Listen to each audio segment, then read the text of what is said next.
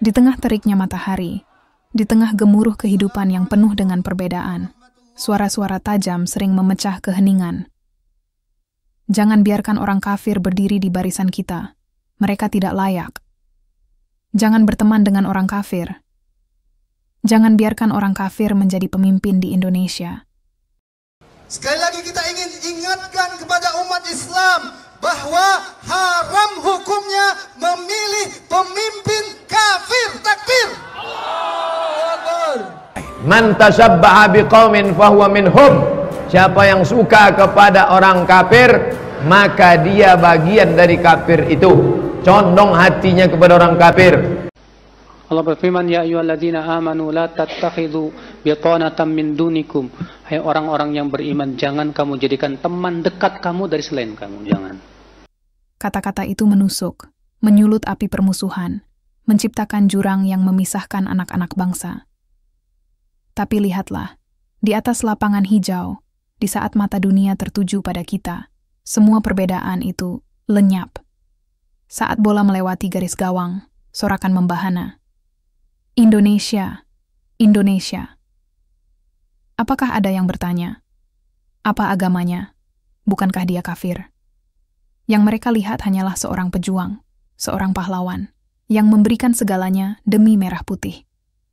Namun, hari ini kita dihadapkan pada kenyataan yang mengguncang.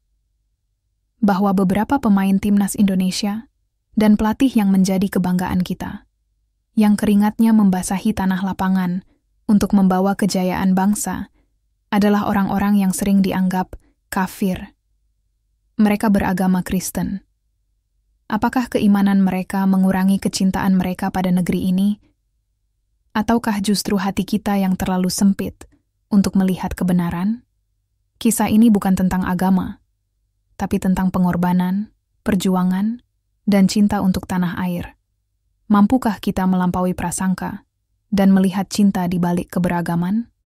Halo, kembali lagi di channel Karya Vince. Heboh di dunia sepak bola tanah air. Kali ini, kita akan membahas fenomena yang menarik perhatian publik, khususnya di dunia sepak bola Indonesia. Naturalisasi pemain asing untuk memperkuat timnas Indonesia kembali menjadi sorotan. Tidak hanya dari segi kualitas pemain yang didatangkan, tetapi juga dari latar belakang agama mereka, yang seringkali menjadi topik kontroversial di tengah masyarakat. Sebuah ironi terjadi ketika banyak oknum yang kerap menyuarakan penolakan terhadap individu dari agama tertentu. Penolakan terhadap kaum yang dianggap kafir di Indonesia seringkali masif. Kita sering mendengar seruan untuk tidak memilih pemimpin kafir, tidak berteman dengan kafir, atau bahkan menjauhi mereka. Namun, apa yang terjadi ketika para pemain Kristen ini mencetak gol untuk Indonesia? Para penentang yang biasa memprotes kehadiran kafir tiba-tiba bersorak kegirangan. Bukankah itu menunjukkan standar ganda? Di satu sisi menolak, di sisi lain ikut bangga saat mereka membawa kejayaan. Tetapi di tengah perdebatan ini, para pemain naturalisasi Kristen tetap menunjukkan dedikasi mereka yang luar biasa dalam membela merah putih. Di tengah gegap gempita semangat merah putih, ada sebuah ironi yang sering luput dari perhatian. Banyak dari mereka yang lahir, tumbuh, dan hidup di negeri ini mengaku dengan bangga sebagai bagian dari bangsa Indonesia. Namun, tetap saja bibir mereka tak henti menyuarakan intoleransi. Kami Indonesia, ujar mereka. Tetapi hati mereka justru dipenuhi sekat-sekat yang menghakimi perbedaan dan menolak keberagaman. Sementara itu, ada sosok-sosok dari negeri jauh, para pemain naturalisasi. Berasal dari luar, menganut agama Kristen, namun mereka memberikan segalanya demi membela Garuda di dada. Di lapangan, mereka berjuang tanpa lelah, menghadapi berbagai tantangan demi membawa Indonesia meraih kejayaan. Tak gentar oleh cercaan atau pandangan yang meremehkan, mereka tetap teguh berdiri, menjunjung nama bangsa dengan penuh kebanggaan. Bukankah ini ironi? ketika rasa nasionalisme dari mereka yang datang dari luar tampak lebih besar dibandingkan mereka yang lahir di tanah ini, tetapi justru sibuk memperuncing perbedaan. Siapa sebenarnya yang lebih mencintai Indonesia? Mereka yang melayani dengan sepenuh hati, atau mereka yang hanya mengumbar kebanggaan sambil menebar kebencian? Ini adalah para pemain timnas, pelatih, dan staf kepelatihan yang beragama Kristen, yang mengorbankan segalanya untuk Garuda di dada. Mereka tidak hanya berjuang di lapangan dengan semangat tak tergoyahkan, tetapi juga memberikan dedikasi tulus tanpa henti untuk mengangkat nama Indonesia. Terlepas dari segala rintangan dan kritik yang datang, mereka tetap berdiri kokoh, mempersembahkan kebanggaan dan kehormatan bagi bangsa ini. 1. Martin Paes, FC Dallas. Penjaga gawang yang saat ini bermain di Major League Soccer, MLS Amerika Serikat bersama FC Dallas. Lahir di Nijmegen, Belanda, pada 14 Mei 1998, Martin Paes adalah pemain yang berpengalaman di Liga Top Amerika. Dalam proses pengambilan sumpah kewarganegaraan, terlihat bahwa Paes beragama Kristen karena ia bersumpah di atas Alkitab. 2. Jay Itzes, Venezia FC. Bek tengah yang bermain di Serie B Italia bersama Venezia FC ini lahir di Mierlo, Belanda, pada 2 Juni 2000. Jay memiliki darah Indonesia dari kakek neneknya dan diketahui beragama Kristen. 3. Jordi Amat, Johor Darul Takzim FC. Bek tangguh yang pernah bermain di La Liga ini kini memperkuat klub JDT di Malaysia. Jordi Amat lahir di Barcelona pada 21 Maret 1992, juga dikenal sebagai seorang Kristen. Saat pengambilan sumpah WNI, ia didampingi oleh seorang pendeta. 4. Kevin Dix, FC Copenhagen. Bek kanan ini bermain di Liga Denmark bersama FC Copenhagen. Meski Kevin tidak sering mengumbar keyakinannya, berbagai sumber menyebutkan bahwa ia menganut agama Kristen.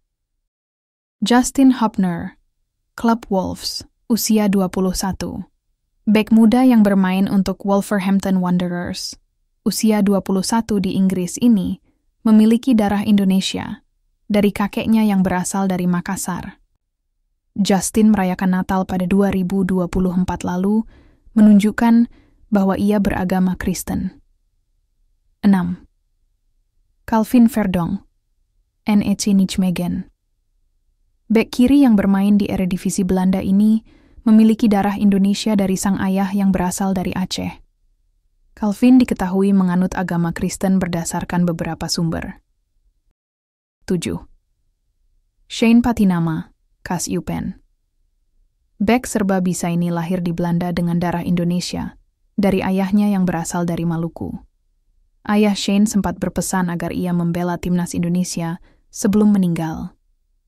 Shane diketahui beragama Kristen. 8. Sandy Walsh, KV Mechelen. Bek kanan ini membawa kualitas bertahan dan menyerang yang seimbang. Sandy Walsh lahir di Belgia dan berasal dari keluarga dengan campuran darah Inggris, Irlandia, Swiss, Belanda, dan Indonesia. Ia juga beragama Kristen. 9. Yanse dan Yakob Sayuri, Malut United. Dua bersaudara kelahiran Papua ini kini memperkuat Malut United dan timnas Indonesia. Yakob dan Yanse diketahui beragama Kristen dan kerap tampil memukau di level klub maupun timnas. 10. Tom Hay, Almer City. Gelandang kreatif ini dikenal dengan kemampuan mengatur tempo permainan. Tom, yang lahir di Amsterdam, Belanda, pada 9 Februari 1995, merayakan Natal bersama kekasihnya, menunjukkan bahwa ia beragama Kristen. 11. Nathan Joe Aon, Swansea City. Gelandang yang bermain di Championship Inggris ini memiliki darah Indonesia dari sang kakek yang berasal dari Semarang. Nathan diketahui menganut agama Kristen. 12. Marcelino Ferdinand, Oxford United. Pemain muda berbakat ini menjadi andalan timnas Indonesia dan Oxford United. Marcelino, yang lahir di Jakarta, diketahui memeluk agama Kristen. 13. Rafael Struijk, Brisbane Roar. Penyerang muda yang bermain di A-League Australia ini menunjukkan performa impresif sejak bergabung dengan timnas Indonesia pada 2022.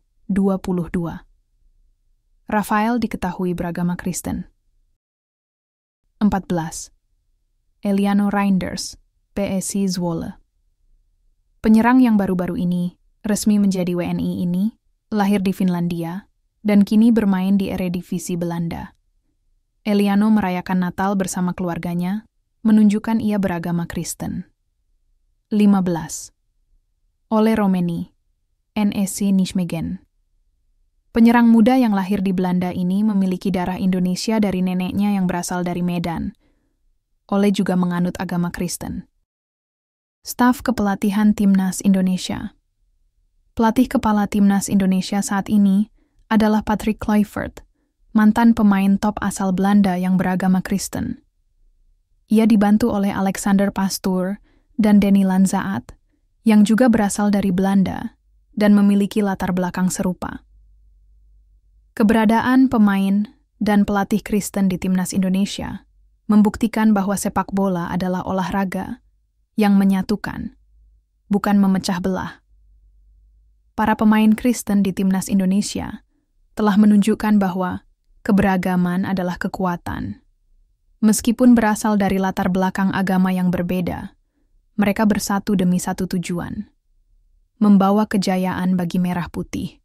Di tengah tantangan dan perdebatan sosial, mereka terus membuktikan bahwa komitmen, profesionalisme, dan semangat nasionalisme tidak mengenal batasan agama atau budaya.